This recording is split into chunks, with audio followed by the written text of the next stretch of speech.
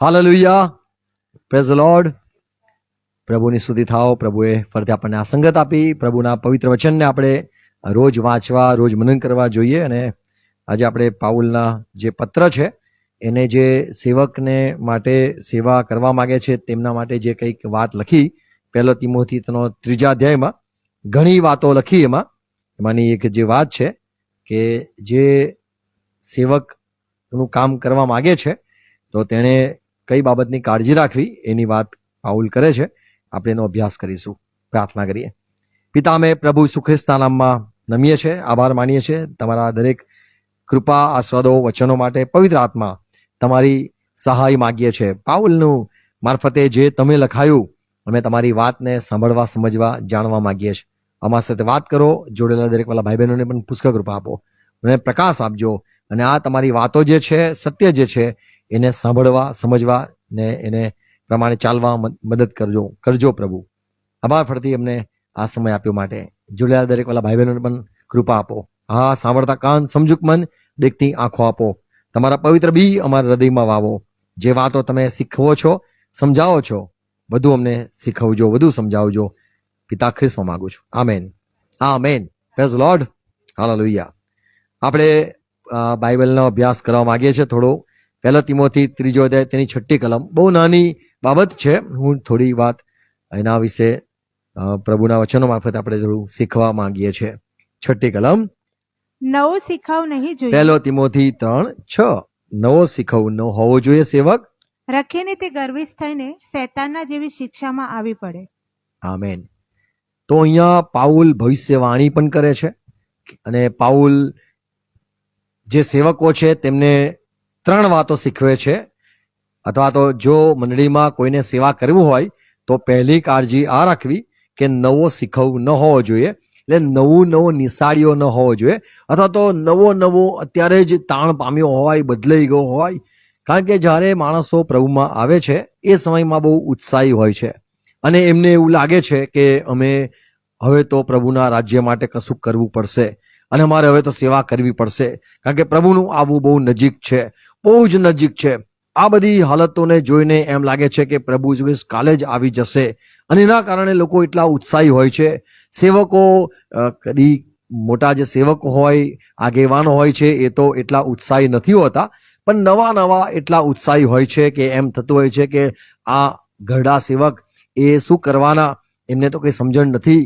અમને તો એમ લાગે છે કે અમે જગતને બચાવવું જોઈએ અને હવે તો શૈતાન આવી જશે, આ સંસારનો અંત આવી જશે, એટલે મારે તો દોડમ દોડી કરવી જ પડશે. અને એ નવા જે તૈયાર થયેલા હોય એમને બહુ ઉત્સાહી હોય છે. નવા પ્રભુમાં આવેલા હોય તો આખું બાઇબલ એક જ રાતમાં વાંચી નાખવાનું મન થાય, પ્રભુની આરાધના કરવાનું મન થાય, આખી રાત ઉપવાસ પ્રાર્થના કરવાનું પ્રેરણા થાય, બધાને ત્યાં જઈને પ્રાર્થના કરવાનું, સુવાર્તા આપવાનું બહુ જ ઉત્સાહ હોય છે. તો અહીંયા પાઉલ કહે છે નવો શીખવું ના જોઈએ. નવો બદલેલો હોય, નવો હમણાં તાણ પામેલો હોય, કાલે જ તો હજુ એને લગ્ન કર્યું હોય, એ પ્રમાણેનો જે ઉત્સાહી હોય એવો ન હોવો જોઈએ. કારણ કે પ્રભુ ઈસુ ખ્રિસ્ત સાથે ચાલવું એ બહુ અગત્યનું છે. જ્યારે ઇબ્રાહિમને પણ પ્રભુ જ્યારે બોલાવ્યો, એને તરત સેવા નથી સોંપી કે તરત એને કોઈ પણ પ્રકારના એને પ્રબોધક નથી બનાવી દેવામાં આવ્યો કે એક જ રાતે પ્રભુએ એને નામ નથી બદલી નાખ્યું, પણ એને 25 વર્ષ સુધી રાહ દેખાડી અને ત્યારબાદ એને નામ આપવામાં આવ્યું. હવે તું મારો છે, હવે હું તને સેવા સોંપું છું. ઉત્પત્તિ 12મા અધ્યાયમાં તો લખેલું છે કે ઇબ્રાહિમને પ્રભુએ કીધું બધું તારા મા બાપને બધું છોડીને આવ, અને ઇબ્રાહિમ નીકળી પડ્યો. અને આપણને લાગે ઇબ્રાહિમ કેટલો આજ્ઞા પાલન વાળો માણસ છે, અને ઇબ્રાહિમે જો પ્રભુની વાત માની, હવે તો એ બહુ દોડતો થઈ ગયો છે. પણ 17મો અધ્યાય વાંચીએ ત્યારે પ્રભુ એક વાત કહે છે, ઇબ્રાહિમ તું હજુ પરિપક્વ નથી, ઇબ્રાહિમ હજુ તું અપૂર્ણ છે, મારી સમક્ષ ચાલ, હું સર્વસમર્થ યહોવા છું, એટલે એલ સદાય છું. તું મારી સમક્ષ ચાલ અને પરિપૂર્ણ થા. હજુ તું પરિપૂર્ણ નથી. 25 વર્ષ લાગ્યા પરિપૂર્ણતા થતા. એટલે પાઉલ કહે છે નવો શીખવ ના જોઈએ. પહેલી વાત કેમ, એનું કારણ આપે છે, રખેને તે ગર્વિષ્ઠ થાય, રખેને તે મૂર્ખામી કરે, રખેને તે જે અભિમાન આમાં છે જ નહીં. આ સેવાના કાર્યમાં અભિમાન આવતું જ નથી. એમાં પાઉલ કહે છે કે કયા નિયમથી અભિમાન કોઈ કરે, શું એને બહુ મુર્દા ઉઠાડ્યા એમાં, શું એને બહુ બધા ભૂતો કાઢ્યા એમાં, એને બહુ બધી સેવા કરી એમાં, અથવા તો એને દ્વારા બહુ બધા લોકો પ્રભુમાં આવ્યા એના, કઈ બાબતમાં એ અભિમાન કરે? તો કે છે કે અભિમાન કરવાનું તો કારણ છે જ નહીં, ગલાતીના પત્રમાં લખેલું છે. પણ અહીંયા પાઉલ કહે છે કે ગર્વિષ્ઠ ના જોઈએ. કેમ? કારણ કે એ બની શકે છે અભિમાન કરે. તો જે લોકો નવા નવા હોય એમનામાં જે ફળ ધીરજનું ઉગવું જોઈએ, નમ્રતાનું ઉગવું જોઈએ, જે વાળ લાગે છે એ નથી ઉગતા, એ તો વાળ લાગે છે. પણ ગર્વિષ્ઠપણું તો તરત આવી શકે છે, અભિમાન તો આવી શકે છે. જે ઉત્સાહી હોય એમાં અભિમાન આવે જ છે. ધીરજવાન માણસો બહુ જ વખત પછી એના સમજાય છે કે ધીરજ એ તો પરિપક્વ થવાનું ફળ છે. અહીંયા પાઉલ સમજાવે છે કે નવો શીખવ ના હોય. બીજું કે છે નવો શીખવ જો તમે મંડળીમાં લેશો અને એને બહુ ઉત્સાહ હોય અને તમે એને સેવામાં લઈ લેશો તો બની શકે છે એ ગર્વિષ્ઠ થઈ શકે છે, અભિમાન એનામાં આવી શકે છે. અને મૂર્ખામી, અભિમાન એ મૂર્ખાપણું છે. અભિમાન કરવું એ ફાયદાકારક નથી. પાઉલ એ બીજા કોરિન્થીમાં 12મા અધ્યાયમાં કહે છે એ તો મૂર્ખામી છે. તો અભિમાનનું કારણ એને કદાચ મળતું હોય તો પણ અભિમાન કરીને એ મૂર્ખ બની જાય તો નો શીખવું ના જોઈએ, લખીને તે ગર્વિષ્ઠ થાય. અને ત્રીજી વાત કે છે કે એ શૈતાન જેવી શિક્ષામાં આવી પડે. શૈતાનને માટે લખેલું છે કે મેં શૈતાન માટે, એ શૈતાનના જે દૂતો છે તેમના જ માટે નર્ક બનાવ્યું છે અને તેમને સજા કરવામાં આવશે. અનંતકાળની સજામાં કોણ જશે? તો જેના માટે નર્ક બનાવ્યું છે. શૈતાન માટે નર્ક બનાવ્યું છે. શૈતાન માટે અનંતકાળનો નાશ નિર્માણ થયેલો છે. તો રખેને તે શૈતાન જેવી શિક્ષામાં આવી પડે.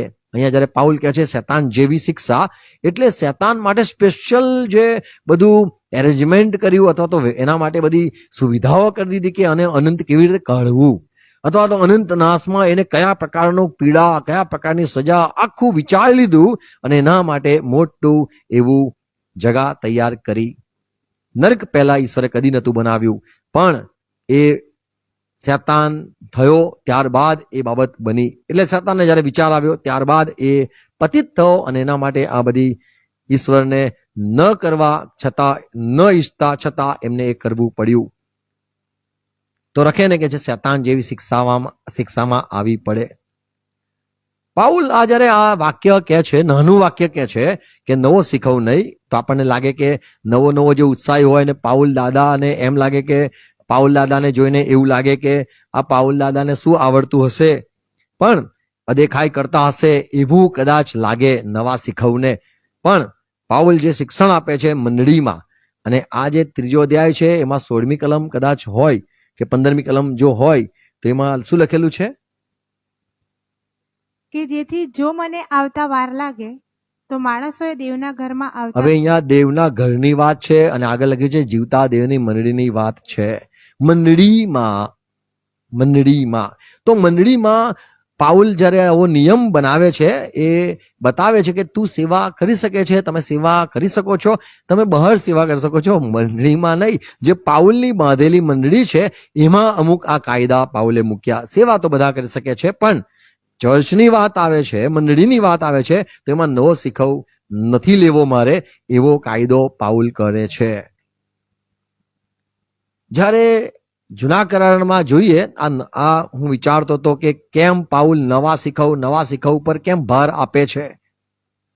પહેલો સમુએલ 17મો અધ્યાય તેની 33મી કલમ વાંચીએ તો એક સમયે ફલિસ્તીઓ ઇઝરાયલ પર ચઢાઈ કરી અને એમની સાથે એવી વાતો કરી, શરતો મૂકી કે અમે અમારો એક માણસ મૂકીએ છે, આપણે યુદ્ધ ના કરવું હોય તો અમારો એક યોદ્ધો તમારી આગળ આવશે અને તમારા ઇઝરાયલમાં કોઈ બી ખતરનાક માણસ હોય, બોડી બિલ્ડર હોય, યોદ્ધો હોય, એને મૂકો અને આપણે લડાઈ કરીએ. અને જો અમારો માણસ જીતી જાય તમારા યોદ્ધા પર, તમારો જે બહુ બળવાન હોય, એમ કહેવાય આ તો ઇઝરાયલનો રિપ્રેઝેન્ટેટિવ છે, ઇઝરાયલનો ખાં છે, એવો માણસ જે છે અને અમારો એક ખાં છે, ખતરનાક છે, અમે જો જીતી જઈએ તો તમારે અમારે શરણે થઈ જવાનું ઇઝરાયલ લોકો.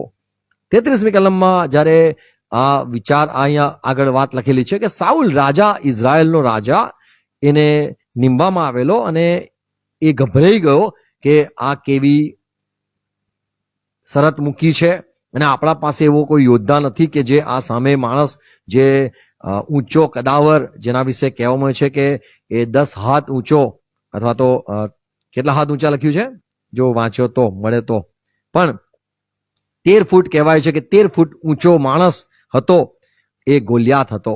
એની સામે સાઉલ રાજા ને બીક લાગી, અને પણ એમાંથી દાઉદ, આપણને ખબર છે વાત બધી ખ્રિસ્તીઓને, દાઉદે કીધું હું લડાઈ કરીશ આ ફિલિસ્તીની સામે. 33મી કલમ. સાઉલે દાઉદને કહ્યું, દાઉદ નાના બેટા, તે ફલિસ્તીની સામે જઈને તેની સાથે લડવાને તું શક્તિમાન નથી, તું નહીં, તું ના ભાઈ, તું પાછળ જા, કેમ કે તું તો કેવળ જુવાન છે, તું તો જુવાન છે, પણ તે તો પોતાની જુવાનીથી લડવાયો છે. તો જુવાનીથી લડવાઈઓ છે. તો જેની સામે તમે લડવા જઈ રહ્યા છો એ નવો શીખવ ના હોવો જોઈએ. આત્મિક જીવનમાં પણ જે નવો નિશાળ્યો હોય એને દુષ્ટ આત્માના ખેલ ના જોયા હોય, દુષ્ટ આત્માની છેતરપિંડી ના જોઈ હોય, દુષ્ટ આત્માના નાટકો ના જોયા હોય. દુષ્ટ આત્માની સામે જ્યારે લડવા કોઈ પણ સેવક જાય છે તો એને ખબર નથી હોતી કે આ દુષ્ટ આત્મા કેટલા 6000 વર્ષથી કામ કરે છે. અને દાદા જે સૌથી પહેલા દાદા હતા આદમ, એમને પાડી નાખ્યા. માં હતી જે દાદી, એને પાડી નાખી, પાપમાં પાડી નાખ્યા, પરીક્ષણ પાડ્યા, છેતરી નાખ્યા, એમને વાડીમાંથી બહાર બી કાઢી મુકાયા, અને ઈશ્વરના દુશ્મન બી બનાવી દીધા. એ જે આ કાવતરા કરે છે એની સામે લડવું હોય આત્મિક ક્ષેત્રમાં તો નવો શીખવું ના હોવો જોઈએ. અહીંયા સાઉલ સામાન્ય વાત કરે છે કે દાઉદ, તું કેવી રીતે લડી શકશે? કારણ કે જે સામે છે એ તો પોતાની જુવાનીથી અનુભવી છે. એટલે ખ્રિસ્તી જીવનમાં સેવક બી એક અનુભવી હોય તો જ એ ખરેખર મંડળીને સારી રીતે ચલાવી શકે, અથવા તો મંડળીમાં એ યોગ્ય છે. તો પાઉલ જ્યારે વાત કરે છે કે નવો શીખવું ન હોવો જોઈએ, કારણ કે અહીંયા જેમ સાઉલ પણ કહે છે કે જે સામે યોદ્ધો છે એ તો પોતાની જુવાનીથી યોદ્ધો છે. એટલે જ્યારે ખ્રિસ્તી જીવનમાં જો તમે અભિષેક થયા છો તો તમે તો બહુ જ ભરજુવાન છો, અને અભિષેક થયા છો તો તમારા સાથે ઈશ્વર છે અને તમને કોઈ રોકી નથી શકતું. પણ તમારો ઉત્સાહ અંદર હોય તો તમને રોકાવું જ જોઈએ. તો સાઉલ જ્યારે કહે છે કે હું મારી છોકરી પરણાઈશ, અડધું રાજ્ય આપી દઈશ, જમાઈ બનાવી દઈશ, ત્યારે આ કદાચ એમ લાગે કે દાઉદને ગમી ગઈ સાઉલની છોકરી અને કીધું હું તો લડીશ, મને એ પણ જોઈએ જ, મને જોઈએ. ઘણા લોકો કદાચ એમ કહેતા હોય કે મને તો પ્રેરિત મારી આગળ પાછળ નામ, પ્રબોધક આગળ પાછળ નામ લાગવું જોઈએ, સો એન્ડ સો. તો એ બહુ જ અમુક નામ માટે લોકો સેવા કરતા હોય, અમુક પૈસા માટે સેવા કરતા હોય કે આમાં ખાસા ડોલર આવે છે, ઘણા પૈસા આવે છે, પણ માર પડે છે, હેરાન થાય છે, એ પિક્ચર દેખાડવામાં આવતું જ નથી. તો અહીંયા સાઉલ કે છે દાઉદ એ જુવાન મોટો જે સામે તું લડવા જઈ રહ્યો છે ગોલિયાત, એ તો પોતાની જુવાનીથી યોદ્ધો છે, તું તો કેવળ જુવાન છે, નાનો છે. અનુભવની જરૂર છે. પ્રભુ ઈસુ ખ્રિસ્ત જ્યારે સેવામાં હતા એમને એમના શિષ્યોને કીધું, લુકની સુવાર્તા 6 અધ્યાય તેની 40મી કલમ. પ્રભુ ઈસુ ખ્રિસ્તે કીધું, શિષ્યોને કીધું કે દરેક શિષ્ય કેળવણી પછી ગુરુ સરખો થઈ શકે છે. એટલે સેવા કરવા માટે કેળવણી જરૂરી છે. નવો શીખ હોય તો એ કાલે જ હજુ તો પ્રભુમાં આવ્યો, એને હજુ ખ્રિસ્તી લોકોને નથી જોયા કે નથી, એને કેટલા બધા ચર્ચો હોય, કેટલા બધા દુનિયામાં તહેવારો, દુનિયામાં ધર્મો, દુનિયામાં કેટલા બધા રીતો રિવાજો, અને એ બધું જે છે, અને બાઇબલ શું કહે છે એ બધું કેટલું બધું જાણવાની જરૂર છે. નવો શીખવ ન હોવો જોઈએ. અને પ્રભુએ કીધું કે જે કોઈ ગુરુ સરખો થવા માંગે છે તો તેની કેળવણી જરૂરી છે. આજની તારીખમાં લોકો કદાચ 6 મહિના બાઇબલ સ્કૂલ કરે છે, એને સ્કૂલ કહેવાય, કોલેજ નહીં. બાઇબલ સ્કૂલ કરે છે અને 6 મહિના 4 મહિના અને એ લોકો ગ્રેજ્યુએટ થઈ ગયા એમ ડંપાસ મારે છે. કદાચ કોઈ 3 વર્ષ કરે છે થિયોલોજીનો કોર્સ, એટલે દેવત્વના કોર્સ, અને એમને લાગે છે હું પાસ્ટર બની ગયો. 3 વર્ષ લાગે છે, કોઈને 6 મહિના કરે છે, કોઈ 1 વર્ષના કોર્સ કરે છે, અને એમને લાગે છે કે હું સંપૂર્ણ થઈ ગયો. સંપૂર્ણ કેળવણી પછી પ્રભુએ કીધું, લુકની સુવાર્તા 6:40, શિષ્ય પોતાના ગુરુ કરતા શિષ્યો પોતાના ગુરુ કરતા મોટો નથી, બિલકુલ નથી, પણ પ્રત્યેક જણ સંપૂર્ણ રીતે પણ પ્રત્યેક જણ જે જોડાયેલો છે તેણે સંપૂર્ણ સંપૂર્ણ રીતે કેળવાયા પછી કેળવવાની જરૂર છે. કેળવણી પછી જ તે ગુરુ સરખો થઈ શકે છે. પાઉલને જો જોઈએ, પાઉલ જે સેવામાં આવ્યો એ પહેલા એને બાઇબલનું બધું જ નોલેજ મળ્યું હતું. પ્રેરિત કૃત્ય 22મો અધ્યાય તેની 3જી કલમ. હું કિલિકિયાના તાર્સસમાં જન્મેલો પાઉલ યહૂદી કહે છું. છે, હું તો કિલિકિયાના કિલિકિયાના તાર્સસમાં જન્મેલો યહૂદી છું, હા પણ આ શહેરમાં ગમાલેલના ચરણમાં ઉછરેલો એક ગમાલેલ હતો ને, જે મોટો બધાને શીખવતો હતો, બધું પીએચડી કરેલું, એ માણસ ડોક્ટરેટ થયેલો, એના ચરણમાં ઉછરેલો એની અને ચરણમાં બેસીને હું અભ્યાસ કરતો હતો. અને આપણા પૂર્વજોના નિયમ પ્રમાણે પૂરેપૂરી રીતે શીખેલો. હું બધું જ શીખેલો હતો. કઈ કલમ કેવી રીતે બોલવી, કયા વચનો ક્યારે સંભળાવવા, કયા વચનોને કઈ રીતે સમજાવવા, ઘણું બધું કે છે. નિયમશાસ્ત્રની જે કઈ નિયમો હોય એ બધું મને મુખપાઠ હતું. અને કે છે હું શીખેલો હતો ને દેવના સેવા માટે હું બહુ જૂની હતો. જેમ બધા લોકો આજના તારીખમાં મને ઓળખે છે એ પ્રમાણે પાઉલ બધાને સામે સાક્ષી આપે છે કે હું શીખેલો છું. 20મો અધ્યાય 31મી કલમ જો પ્રત્યે વાંચીએ, એમાં પણ પાઉલ જે જગામાં રહ્યો ત્યાં એને લગાતાર 3 વર્ષ સુધી બોધ કર્યો. રાત દિવસ મિટિંગો કરી, રાત દિવસ. અને ફક્ત 1 વર્ષ નહીં, 2 વર્ષ નહીં, 3 વર્ષ મંડળીના નવા જે જોડાય એમને શીખવતો રહ્યો. 31મી કલમ. માટે જાગતા રહો જાગતા રહો અને યાદ રાખો કે 3 વર્ષ સુધી રાત દિવસ આંસુઓ પાડીને દરેકને બોધ કરવાને હું ચૂક્યો નથી. તો હું દરેકને શીખવવાનું ચૂક્યો નથી. કોઈને સવાલ થાય, મેં શીખવ્યું છે જેથી તેઓ તૈયાર થાય. તો 3 વર્ષ સતત રાત દિવસ મીટિંગ અથવા બાઇબલ સ્કૂલ એમ કરીને એને ઉજાગરા કરીને લોકોને તૈયાર કર્યા હતા. એવી મંડળીમાં રાખવા માટે, સેવક બનાવવા માટે નહીં. પણ આજની તારીખમાં લોકો બાઇબલ કોલેજ બી નથી કરતા, બાઇબલ સ્કૂલ બંધ નથી કરતા, પ્રભુના વચનો પણ નથી વાંચતા કે પ્રભુના હાજરમાં તૈયાર બી નથી થતા, અને તેઓ સેવા કરવા નીકળી પડે છે. નવો શીખવ ન હોવો જોઈએ.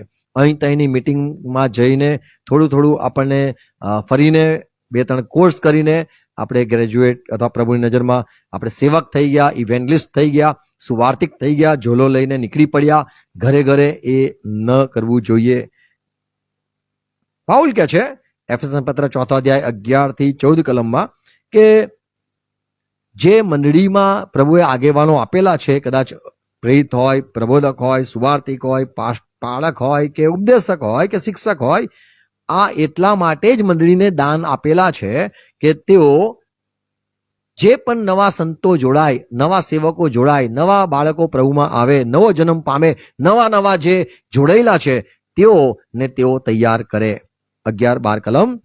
વળી સંતોની સંપૂર્ણતા કરવાને જે લોકો અર્થે પ્રભુમાં આવ્યા એ લોકો સંતો છે, તેમને સંપૂર્ણ કરવા માટે સેવાના કામને સારું અને તેઓ સેવા માટે તૈયાર થાય એના જ માટે, ખ્રિસ્તના શરીરની ઉન્નતિ કરવાને સારું અને પ્રભુ કૃષ્ણના લોકો વધારે અંદર જોડાય ને પ્રભુના શરીરની વૃદ્ધિ થાય, નવા આત્મા જોડાય એના જ માટે તેણે કેટલાક પ્રેરિતો, કેટલાક પ્રબોધકો, કેટલાક સુવાર્તિકો અને કેટલાક પાળકો તથા ઉપદેશકો આપ્યા, ત્યાં સુધી કે આપણે સૌ દેવના દીકરા પરના વિશ્વાસથી તથા તેના જ્ઞાનથી જે એક્ય થાય છે તે પ્રાપ્ત કરીએ, અને એમ પ્રૌઢ પૌરુષત્વમાં એટલે ખ્રિસ્તની સંપૂર્ણતાની પારીએ પહોંચીએ.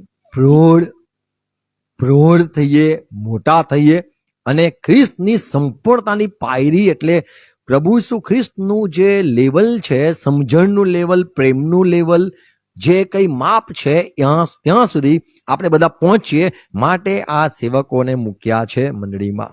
તો નવો શીખવ ન હોવો જોઈએ, પણ એને શિક્ષણ મળવું જોઈએ અને તૈયાર થાય ત્યારબાદ જેમ પવિત્ર આત્મા દોરે એ પ્રમાણે એને સેવા કરવી જોઈએ. પાઉલ મંડળીમાં જ્યારે આવ્યો એ 9મા અધ્યાયમાં પ્રત્યક્ષતામાં આવ્યો, પણ 13મા અધ્યાયમાં એને સેવા માટે પસંદ કરવામાં આવ્યો.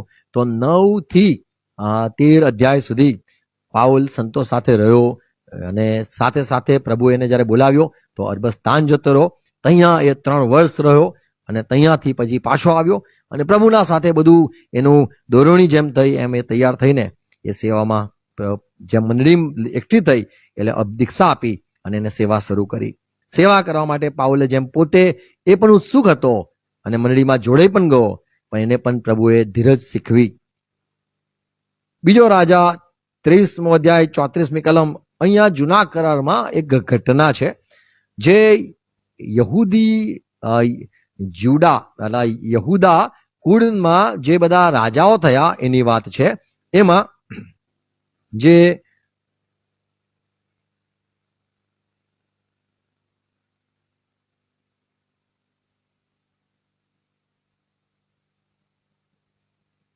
ઓકે વાંચો. ફારૂન નકોહે યોશિયાના દીકરા આ યોશિયા જે રાજા હતો, સૌથી સારામાં સારો રાજા હતો યોશિયા, યહૂદીનો રાજા હતો. એલિયાકીમને તેના બાપ યોશિયાની હવે એનો જગ્યાએ- દીકરો હતો એલ્યાકીમ.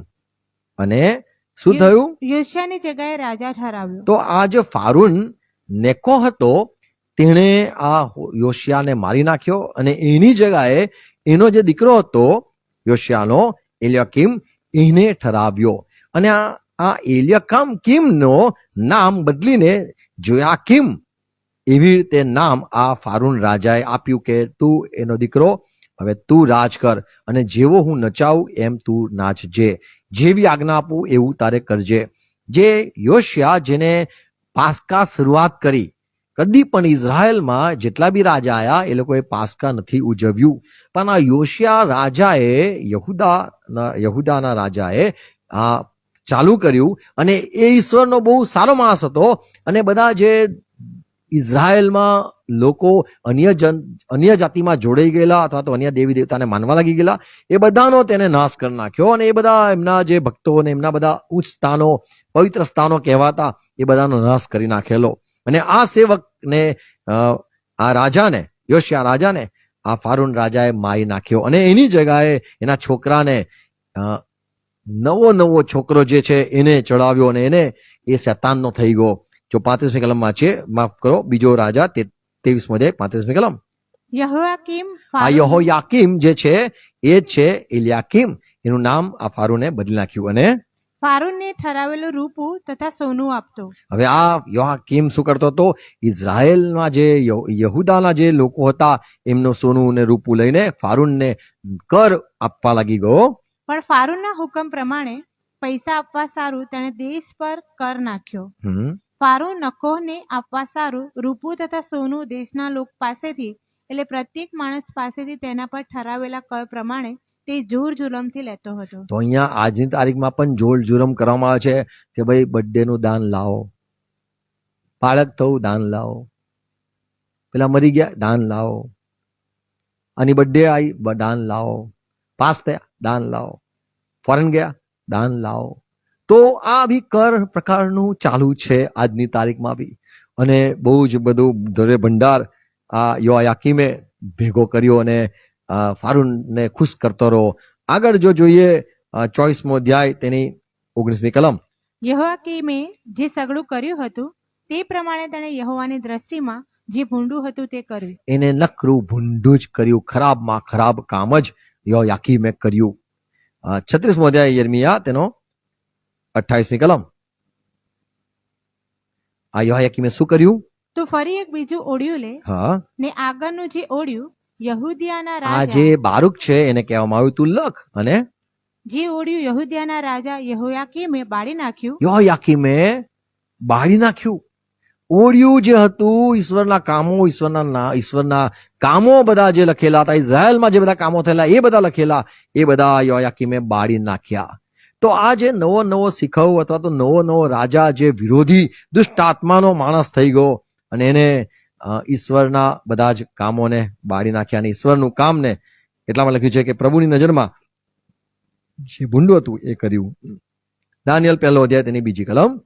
પ્રભુએ યહૂદિયાના રાજા યહોયાકીમને દેવના મંદિરના કેટલાક પાત્રો સહિત તેના હાથમાં સોંપ્યો અને તે તેમને સિનાર દેશમાં પોતાના દેવના મંદિરમાં લઈ ગયો. તેણે તે પાત્રો પોતાના દેવના ભંડારમાં રાખ્યા. તો આ જે છે એને હવે પોતાનો બીજો દેવને ભક્તિ કરવા લાગી ગયા. તો અહીંયા જોઈએ છે આ એક રાજાને, તો આજે જેને પ્રેરણા થાય છે કે મને રાજા બનવું છે, મને સેવા કરવી છે, એ પ્રેરણા કોણ છે? શું યહોવા તરફથી છે કે ફારૂન તરફથી છે? પણ આ ફારૂન જેમ એને આ બધું કર્યું, ઇઝરાયલનો આખો ઇતિહાસ બધો આપણને બાઇબલમાં જોવા મળે છે.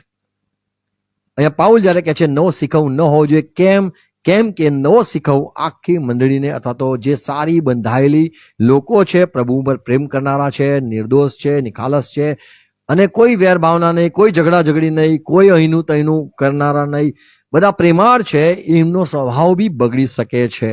નવો શીખવું એ બગાડી શકે છે. તો એવા તંત્રોને, એવા લોકોને દૂર કરવા એવું બાઇબલ શીખવે છે. આમેન.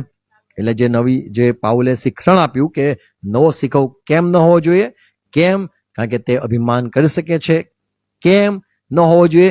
રખે ને શૈતાન જેવી જે શિક્ષા, શૈતાનને જેવી શિક્ષા થઈ, શૈતાન પર જેવા આરોપો, દોષ મૂકવામાં આવ્યા અને એના માટે નર્ક બનાવવામાં આવ્યું, એમ આના માટે પણ નર્ક બનાવવામાં આવી શકે છે. એટલે ઘણા એ ઉપદેશક ન થવું એવું યાકૂબ કહે છે. યાકૂબ 3 અધ્યાય તેની 1 કલમમાં લખ્યું છે, ભાઈઓ તમારામાં, મંડળીના લોકો, તમારામાં ઘણા ઉપદેશક ના થતા અથવા ના થાઓ. કેમ?